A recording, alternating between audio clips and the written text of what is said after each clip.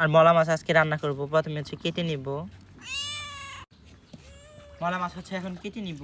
আর একদম তাজা আমাদের হচ্ছে ডিম হয়েছে।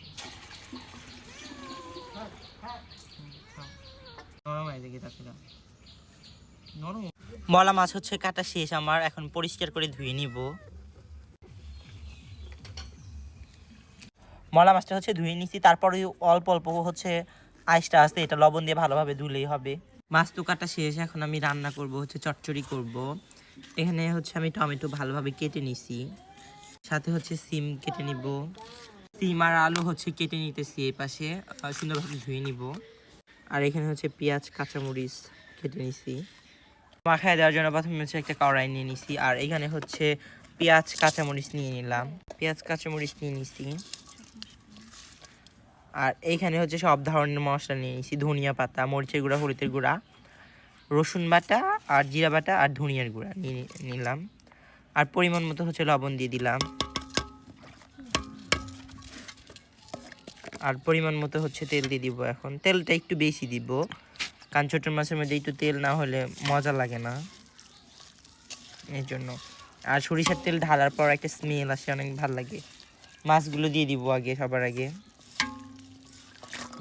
সবজি দিয়ে দিলাম, আলু আর সিম। আর বেগুন হচ্ছে দেওয়া দিলাম না এই জন্য, কারণ আমাদের বাসা সবারই হচ্ছে অ্যালার্জি সমস্যা।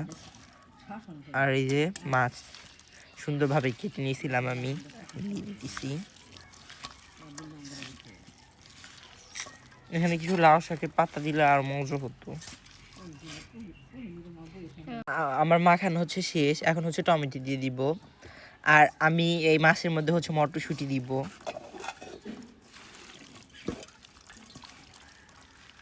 আমার মাখানো হয়ে গেছে, এখন আমি কিছু মটরশুঁটি দিব। এখন চুলায় বসাই দিছি, আর চুলায় আগুন ধরিয়ে নিব আর ঢাকনা দিয়ে ঢেকে দেব। কয়টা হচ্ছে মটরশুঁটি আমি এখন দিয়ে দিব, এড়িয়ে নিব। আর ঢাকনাটা আমি খুলে নিছি, আর এখন হচ্ছে মটরশুঁটি দিয়ে দিব।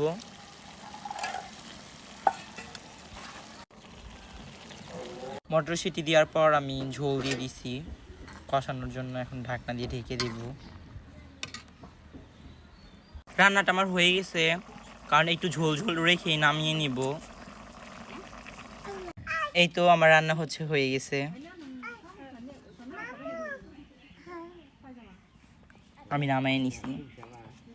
আর এই তরকারিটা আমার মা হচ্ছে রাতে খাবে, রোজা রাখে তো।